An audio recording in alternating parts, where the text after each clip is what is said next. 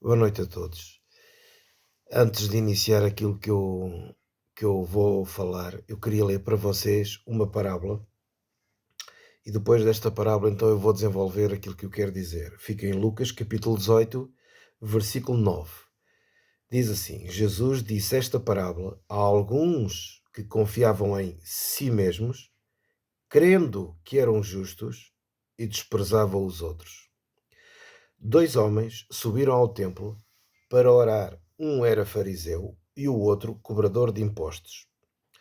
O fariseu, posto em pé, orava consigo, desta maneira: ó Deus, graças te dou, porque não sou como os demais homens, que são ladrões, são injustos, são adúlteros, nem ainda como este cobrador de impostos. Eu jejuo 2 vezes na semana, dou os dízimos de tudo o que possuo. Enfim, o homem apresenta uma lista a Deus, daquilo que ele considerava como algo sublime da parte dele.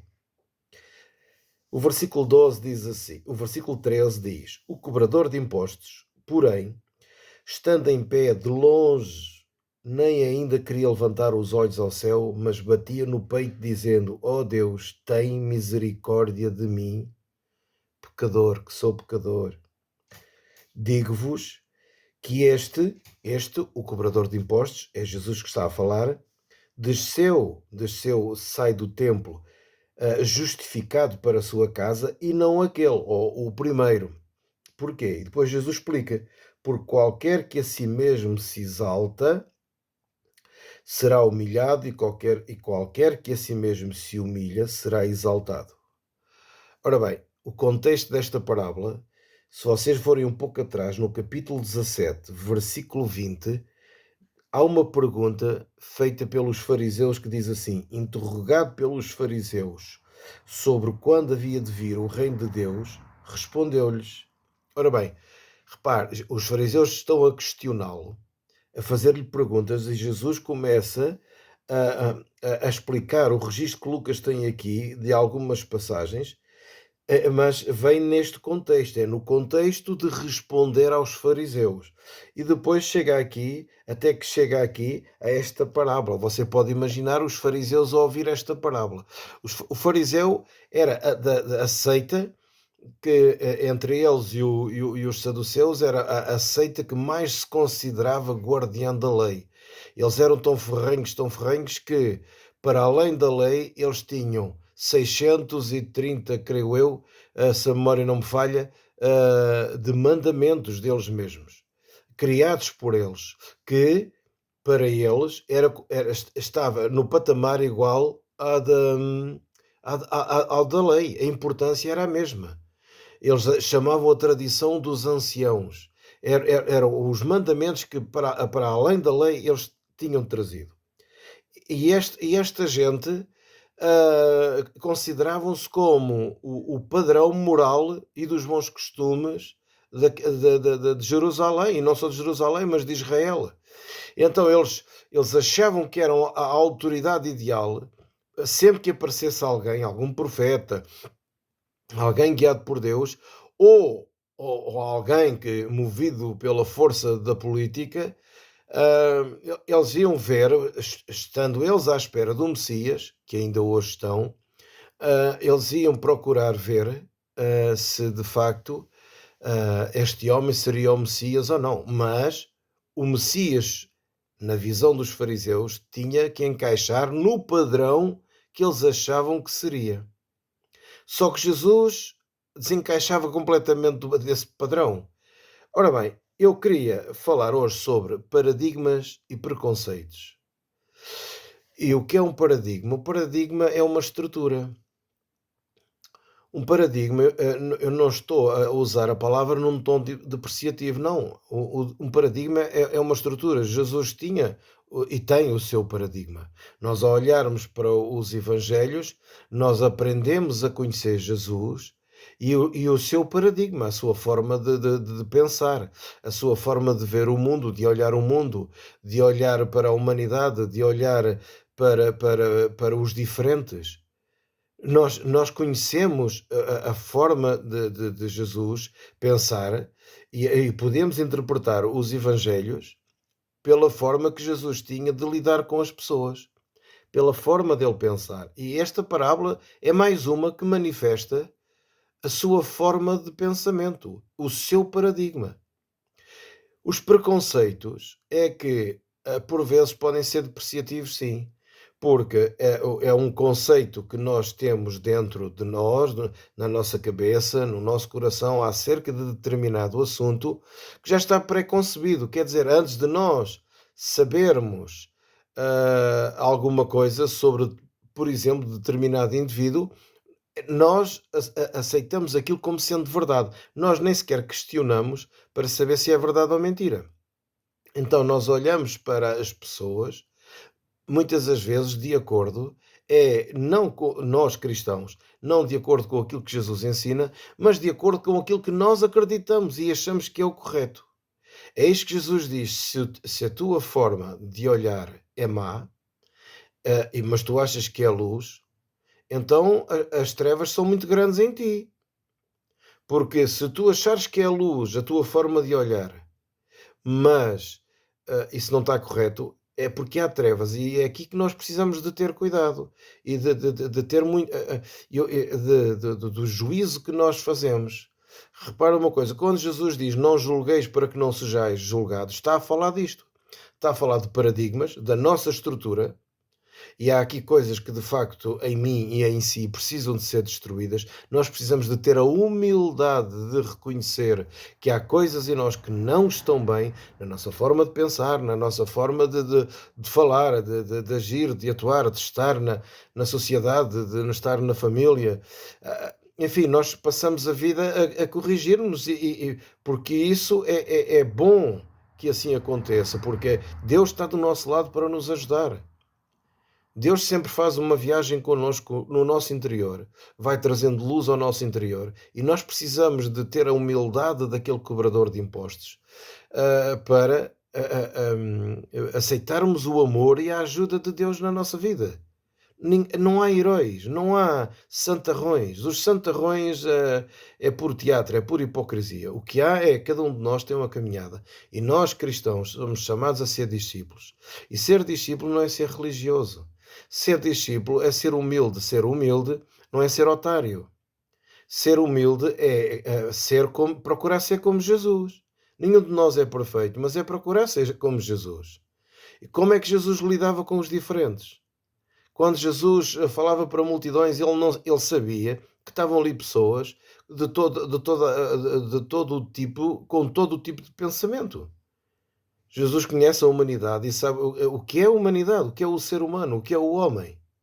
Quando ele olhava para aquela multidão, será que Jesus era inocente e ignorante ao ponto de não saber que diante dele existiam ali homossexuais? Ou os homossexuais pegou moda agora? Nós sabemos que não é assim.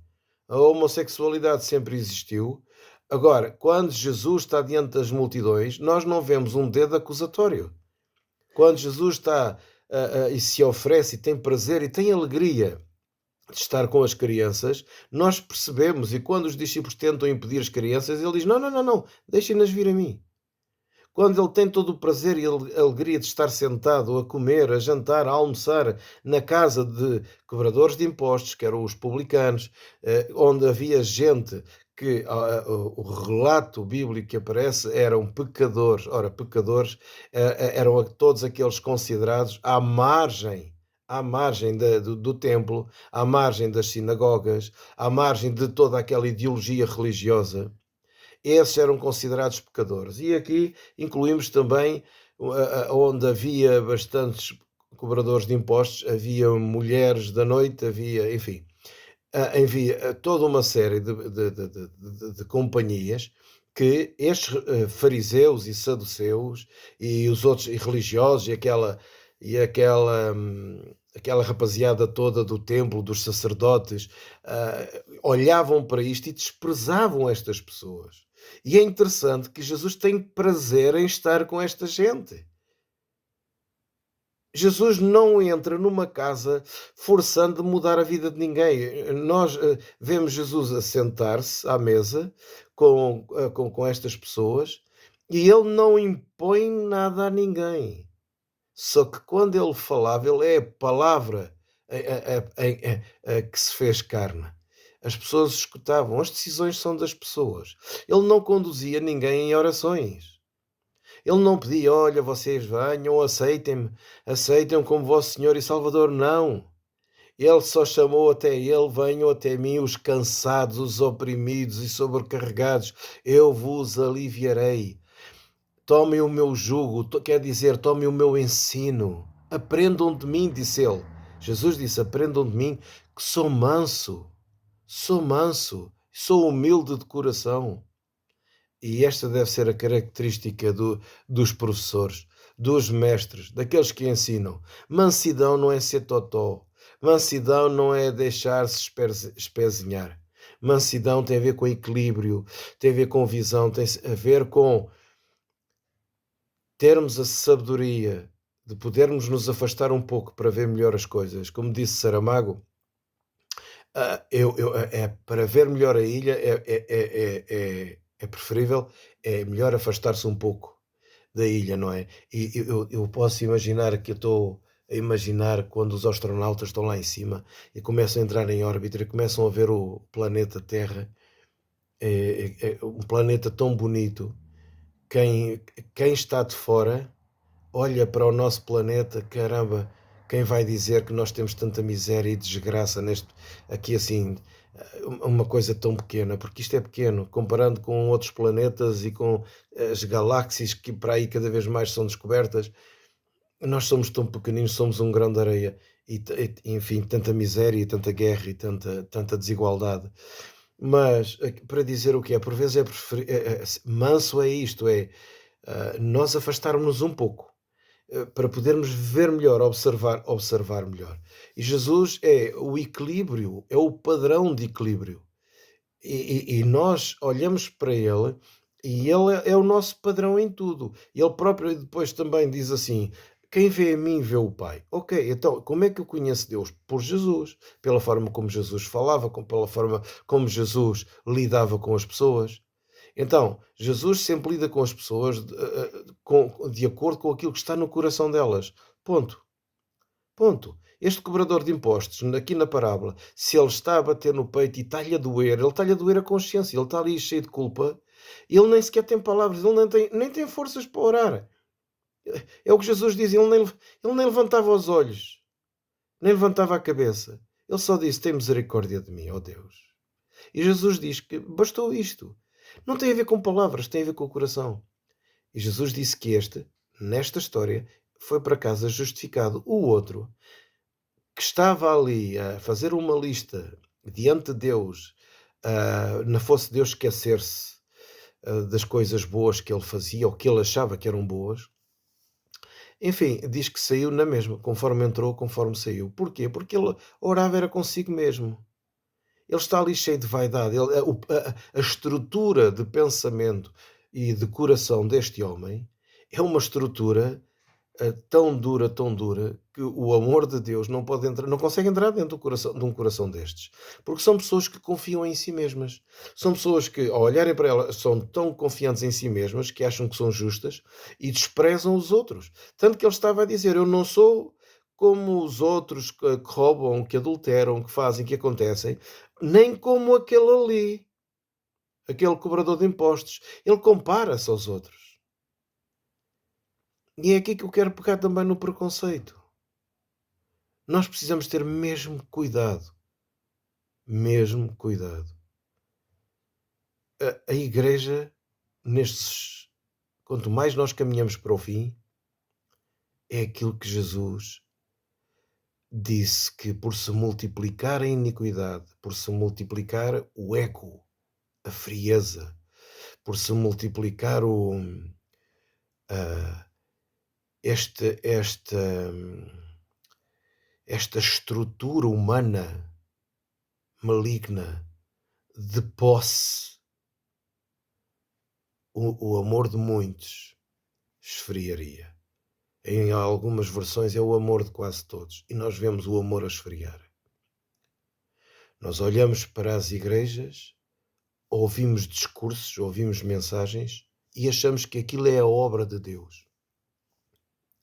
Mas nós nos esquecemos que as casas que foram abertas para que o povo se junte em louvor, adoração, para aprender, nós esquecemos que a obra é o que é que, e esta é a pergunta que é preciso se fazer, onde nós temos igrejas abertas, essa localidade, essa terra, foi beneficiada em quê? O que é que a igreja, como a igreja, serviu essa comunidade que está à sua volta? Ou será que ficaram fechados em si mesmos? São perguntas que nós precisamos de pôr, porque nós precisamos de nos questionarmos, nós precisamos de perceber que tipo de cristãos nós somos. Deixa eu dar aqui outro exemplo. Jesus disse que depois do derramamento do Espírito, a igreja devia partir, devia ir, os apóstolos deviam seguir, não só os apóstolos, não eram só os 12, era quem se chegasse, o movimento era um movimento para seguir, e durante bastante tempo não seguiu, ficou em Jerusalém, cresceu ali em Jerusalém, mas foi preciso uma perseguição ao ponto de terem morto o Tiago, o apóstolo Tiago, terem prendido a Pedro, que foi solto de uma forma sobrenatural, mataram a Estevão, e a coisa estava mesmo feia. E aí há uma corrida de cristãos pelo mundo fora. E não se esqueça que quando Jesus disse que os discípulos deviam seguir, era para seguir não só em Jerusalém, mas Samaria por aí fora. Ora, Samaria era um povo muito odiado pelos judeus.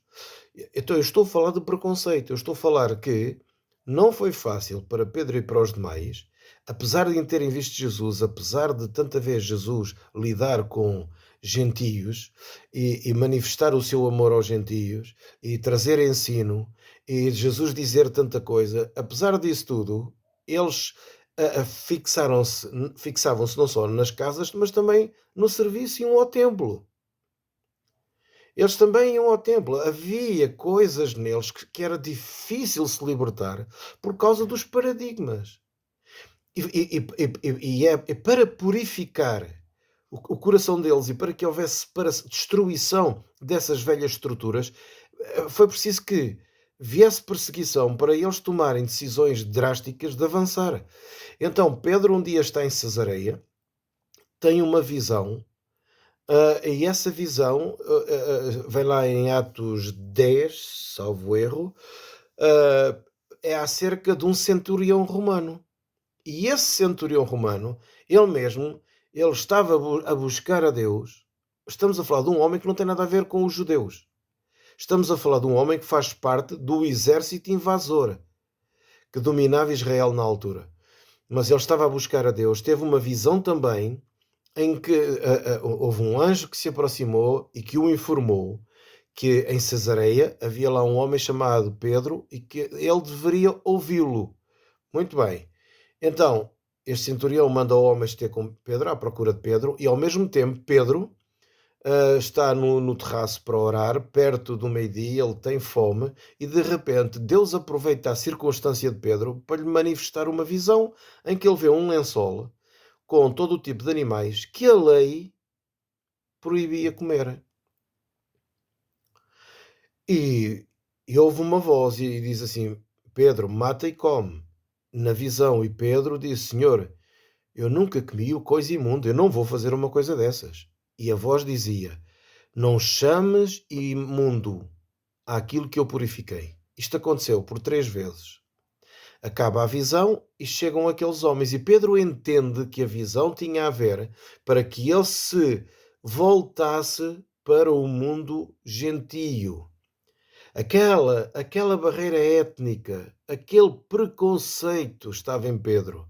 A tal ponto que ele, quando chega à casa do centurião, ele diz: olha, não é permitido pela lei eu estar aqui. Pedro não consegue guardar aquilo enfim, é horrível. E da mesma maneira que eu ainda hoje, ouço, pastores deliberadamente a falar contra os homossexuais. E eu pergunto-lhe: qual é o motivo do seu preconceito? Eu ouço, pastores do púlpito a falarem diretamente contra e aqui de uma forma mais subtil, porque a igreja comporta outro tipo, vários tipos de cores da pele de algumas pessoas, mas vejo por vezes, aí já não tanto no púlpito, mas às vezes sai uma piada ou outra. Sai qualquer coisa e eu já sei, alguns conseguem ter algum cuidado porque pode ser chamado por difamação, pode ser chamado à responsabilidade, mas vê-se estes preconceitos. E Jesus não lhe manda a si estar à frente de um púlpito a derramar os seus preconceitos, as suas frustrações. Não é para isso que Jesus o chamou. Jesus o chamou para você ensinar aquilo que ele lhe ensinou a si. Foi o que ele disse: vão por todo o mundo, façam discípulos, ensinando a guardar tudo aquilo que eu vos tenho ensinado. Percebe? O nosso padrão, o nosso paradigma principal tem que ser Jesus. Paradigmas e preconceitos. Qual é o nosso paradigma? Todos nós trazemos do berço uma educação. Todos nós fomos forjados nesta ou naquela área, crescemos, mas a questão é que culturalmente, seja a nível de educação, seja a nível de aprendizado, enfim, ou de traumas, ou seja lá aquilo que for, nós temos paradigmas dentro de nós e temos estruturas dentro de nós, e a pergunta que se levanta é: essas estruturas estão de acordo com Jesus? Essas estruturas trazem paz? Ou essas estruturas impedem-me de ser um pouco mais feliz?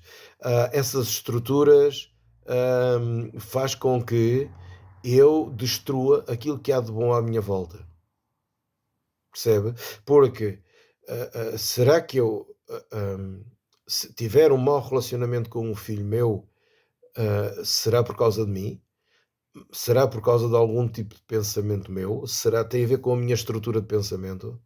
Nós precisamos, eu estou a procurar trazer exemplos aqui para o vídeo, e seria bom que eu pudesse ter aqui alguém aqui agora comigo, um amigo entendido no assunto, na matéria, que nós pudéssemos debater até um pouco, porque a verdade é que nós temos estes paradigmas e estes preconceitos.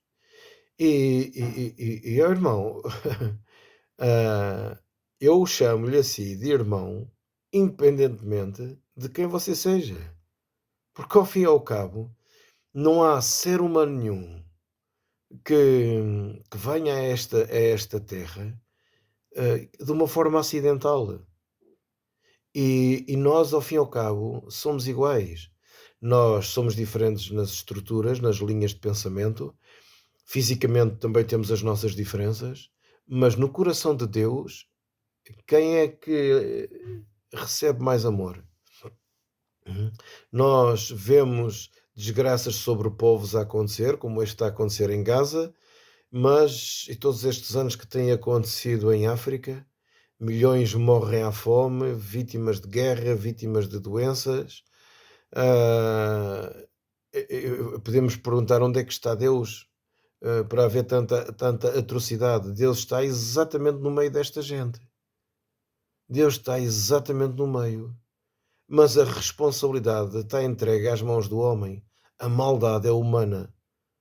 O homem continua seguindo a sua própria escolha e o seu próprio preconceito. No outro dia falei sobre ganância. Estas guerras que estão a acontecer não têm nada a ver com mais nada a não ser com ganância, com prepotência, com estabelecimentos enfim, de tudo aquilo que é maligno, e vemos às vezes a igreja a apoiar causas completamente infundadas. Ora bem, então, paradigmas e preconceitos. Nós temos que ver. Se nós nos fosse feita uma pergunta, se Jesus nos perguntasse a nós, esta história teria sido. Se estivéssemos à frente dele a ouvir esta história e se ele perguntasse assim: tu estás na posição do fariseu ou estás na posição do cobrador de impostos? O que é que nós dizíamos a Jesus?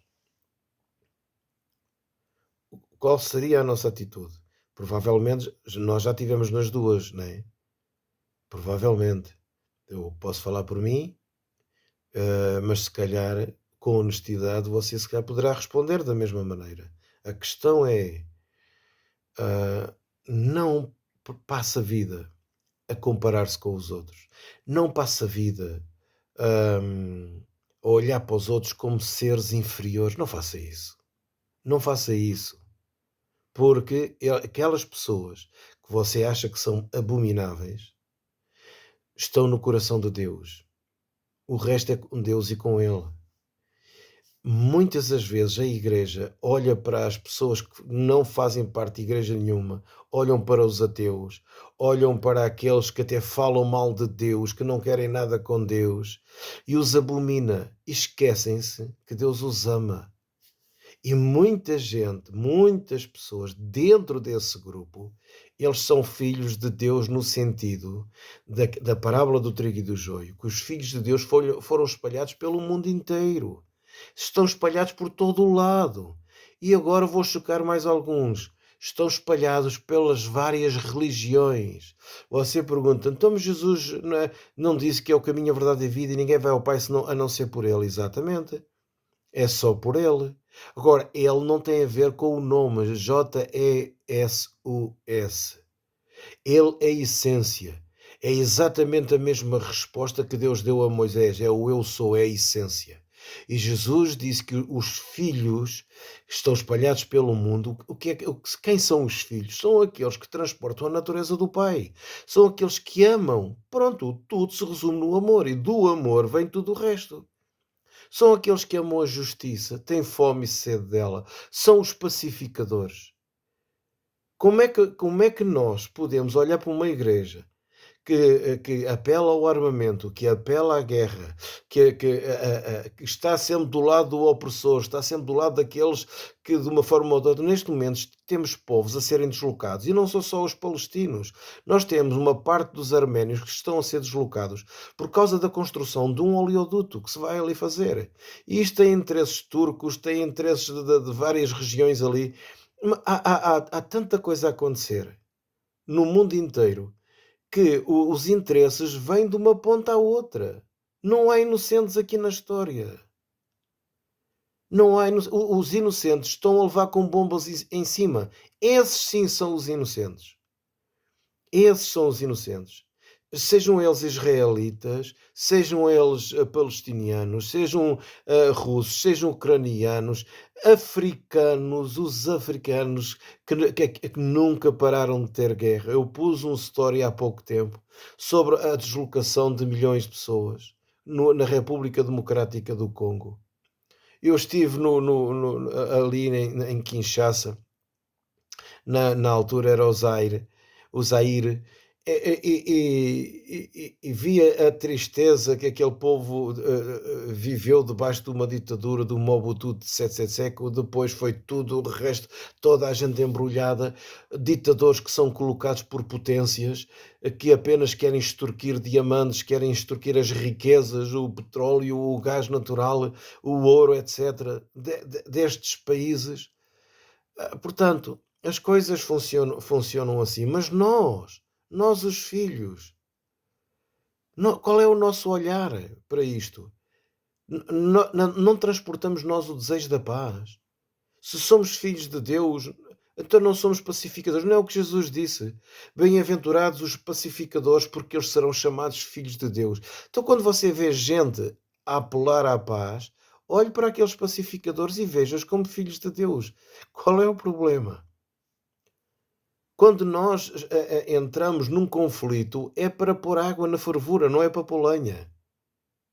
Há pessoas que estão em constante conflito, em constante guerra, em constante pegas. Há pessoas que não suportam estar em paz, nem que os outros tenham paz. Isso não é a natureza de Deus. São chamados os filhos de Deus os pacificadores, não são os crentes evangélicos. São os humildes, não são os crentes evangélicos, bem-aventurados os pobres de espírito, bem-aventurados os mansos, porque herdarão a terra. Não são os crentes evangélicos. Jesus não se referiu a crentes evangélicos. Jesus referiu-se à natureza. Quando é que nós entendemos isto? Quando Jesus está a falar as bem-aventuranças, ele está a falar de uma natureza que é igual à do coração do Pai, é o paradigma do Pai e é o paradigma do Filho. Quando Jesus está a falar isto, ele está-se a apresentar a ele próprio. Significa que aquela natureza está nele, é ele em pessoa. É o paradigma. As bem-aventuranças é o paradigma do coração do Pai e do coração do Filho.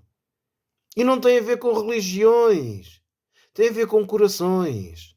Por isso você encontra gente cheia de amor em todo o lado. E é tão triste que ainda hoje eu continuo a ouvir, ou não, enfim, cada vez ouço menos porque eu seleciono, mas em cima do púlpito faz sempre diferença e chama-se mundo. A igreja somos nós os justos, os santos. Os outros são os do mundo. Oh, que parvoíce tão grande, meu Deus. Que estupidez. Os filhos de Deus estão espalhados pelo mundo inteiro. E tem aí a igreja que está cheia de mundo. Tem muitos púlpitos que está cheia de mundo. Eu vou-lhe dizer, de acordo com a Bíblia, o que é o mundo. O mundo não é ouvir rock. O mundo não é vestir minissaia. O mundo é o egoísmo. O mundo é a justiça própria como este fariseu. O mundo é a ganância. O mundo é a avareza, quando os pastores ficam com dinheiro das ofertas e não prestam contas a ninguém. O mundo é tudo aquilo que se faz no oculto e que está no nosso coração e que são os tais paradigmas errados que nós não queremos destruir. E depois vamos para o púlpito. O mundo é tudo aquilo que olhamos muitas das vezes para músicos, para cantores, e a única coisa que nós vemos ali é vaidade com cobertura espiritual. Nós olhamos para a pessoa, parece que está ali uma grande espiritualidade e aquilo é tudo fantochada. O mundo é a vaidade, é a soberba, é aquilo que o fariseu dizia: eu não sou como os outros, não sou como aquele. Isto é o mundo. E infelizmente a igreja tem muito disto. Agora, eu sei que não há igrejas perfeitas, mas os pastores não têm que passar, têm, sim senhor, em vez de estarem a dizer para os outros se arrependerem, os pastores têm que se arrepender.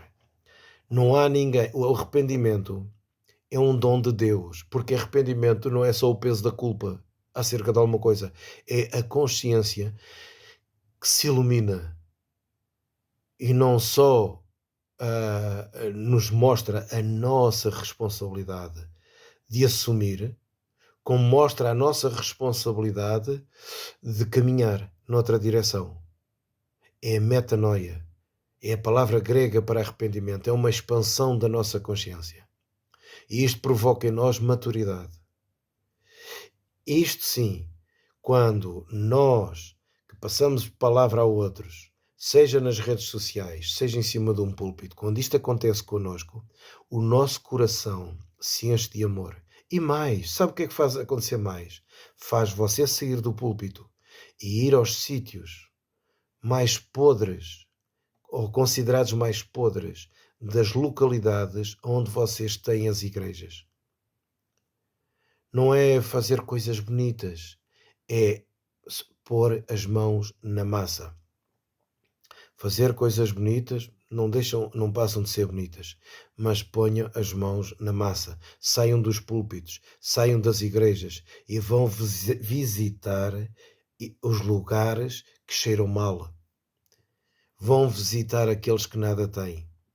Trabalhem para esses. Que a igreja, que a congregação, a comunidade seja uma bênção no sítio onde está, como disse Jesus, que seja luz para aquele lugar e não apenas blá blá blá. Porque se nós chamamos servir a Deus ou abrir a igreja nas horas do culto e depois fechamos a igreja e vamos todos para casa durante anos a fio, então o que é que nós estamos a fazer? O que é que nós estamos a fazer? Meus amigos, o Evangelho é prático.